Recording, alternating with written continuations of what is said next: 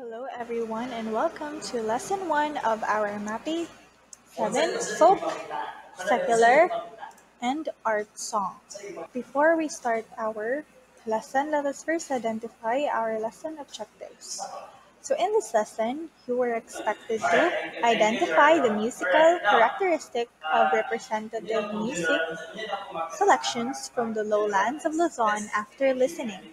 Analyzes the musical elements of some lowland vocal and instrumental music selections, and perform folk songs from the lowlands of Luzon while doing household work. So here are our content for our lesson for today. First, I will introduce to you the background of our topic, the activity or activities that you are going to execute, the discussion or the lesson proper, the exercises, the application of our lesson.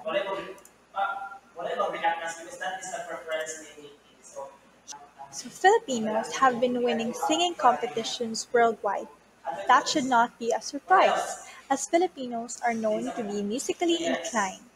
Music has always been part of our culture and way of life. There are songs for work, worship, and festivals that connect to our culture. So as we all know, Filipino love to sing, no? So bisan gani no sa atong balay or sa mga different occasions, mag videoke kita or karaoke because Filipinos love to sing, especially sa mga occasions or kahit performing different activities every day. So Filipinos love to sing. We have different songs depending on the work that we do, such as work, worship, and festivals that connect to our culture. So music, as I said, that connects to culture. So now we have our discussion. So in this lesson, you will familiarize yourself with the songs that make up the richness of Filipino culture in the lowlands of Luzon. The songs that will be discussed here are secular songs. But first, let us define what is secular song. Secular song is a type of song that is non-religious in nature. This kind of song is primarily for entertainment, but it can also be used as a work song or a song for a particular celebration. One of the secular songs is folk song. So again, secular song is a type of song that is non-religious. So meaning it is for entertainment purposes. So there are a lot of secular songs that you can hear in our modern world. So there are a lot. So there are songs used for work, or there are love songs, and one of the examples of secular song is folk song. So what is folk song? Folk songs are quiet, literally, songs of the people. And in determining the identity of a country, one can look no further than these forms of music for clues to a particular culture. So folk song is connected to a certain culture in a specific country or a specific place. So here in the Philippines, we have a lot of folk songs. So it relates to our culture. In some other countries, they also have their folk song, which also relates to their or connects to their culture. Folk song or Philippine folk songs are often lively and fast, and its lyrics tells about aspects of daily life. It is sung during fiestas and gatherings. So, for example, Philippine folk songs are, as we observed or as we can hear, Philippine folk songs are very lively and very fast, right? So it is played during fiesta specifically. So folk songs are transmitted generation by generation. So our folk song is from the oldest time pa na siya. And then it is passed and transmitted to generation. Music from pre-Hispanic talked about love, courtship, work, sacred, ceremony, and humor. So these are the examples of folk song. We have Magtanim ay Di Biro from Central Luzon, Bahay Kubo from the Tagalogs, Atin Kupong Singsing from the Kapampangans. First, let's talk about Magtanim ay Di Biro from Central Luzon. So this popular folk song describes the tedious task of rice planting. The song also expresses the hope of a bright future if you are prepared for the challenges. When you listen to the song, you can hear a music beat that is synchronized to the way the rice seedlings are planted.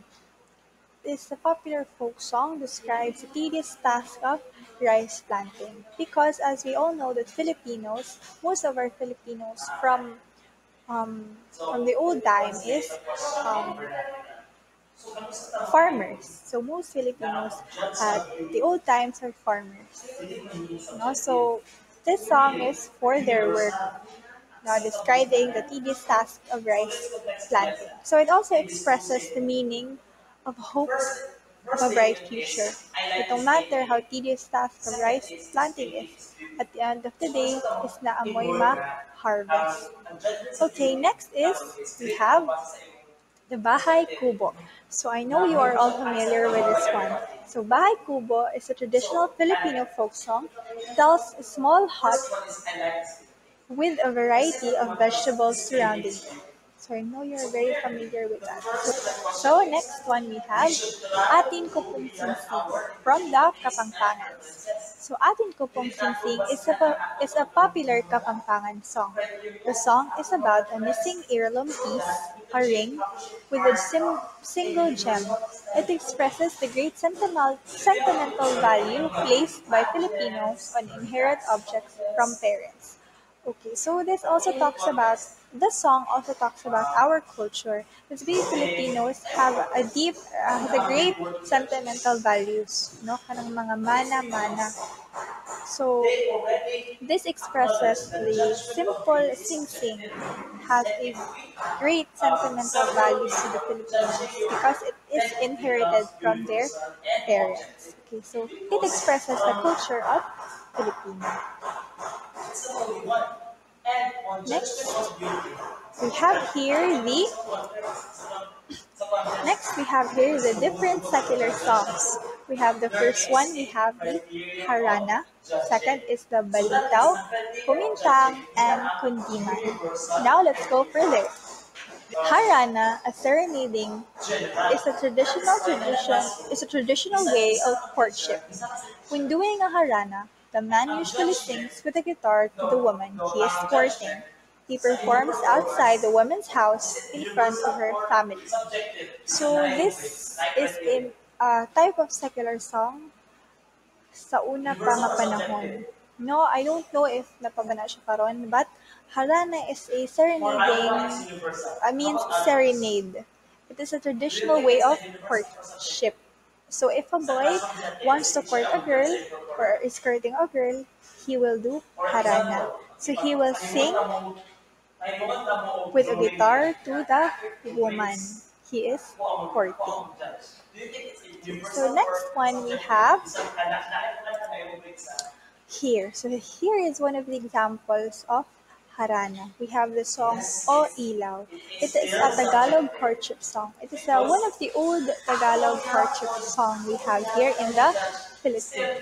It talks about a man singing to a woman when he was doing Harana. Next, we have Pamulinawen. So this is an Ilocano song about Ilocano woman named Pamulinawen to whom the man is singing. So this song talks about a girl named Pamulinawen. So this song is made by a man who is courting to a girl named Pamulinawen. We have another secular song called Balitaw. So Balitaw, this folk song expresses long verses for both man and the woman. Its music is used for the Balitaw dance which demonstrates in movement the love verses being sung. So this finito is sung between a man and a woman. So it is like a dialogue, but um, through singing. So we have here Dalagat Binata. Dalagat Binata is an example of balita. Next, we have the Kumintang. Kumintang is a song and dance style from the 19th century, and on other account, it is considered a war song. So in the 19th century, it is a dance style, and it's also considered a war song. So that is the Kumintang. So we have here an example of Kumintang, which is Prinsesa ng Kumintang. Lastly, we have Kundiman. Kundiman follows a form and tonality that is distinct from the common love song. Kundiman's unions of text and melody expresses unrequited love but ends with hope. It is about love. Some songs express nationalism. So Kundiman, it follows a common tone. So it follows a common tone of like a tone of a love song. So Kundiman, it is a union text and melody expresses unrequited love. So the songs of Kundiman expresses unrequited love, meaning one-sided love or pagbawal na pag-ibig.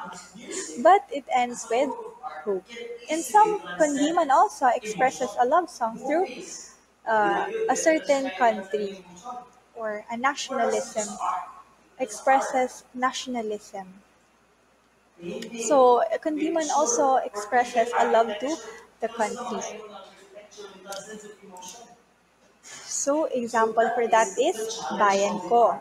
So I think that ends our lesson 1 for the music, MAPE 7.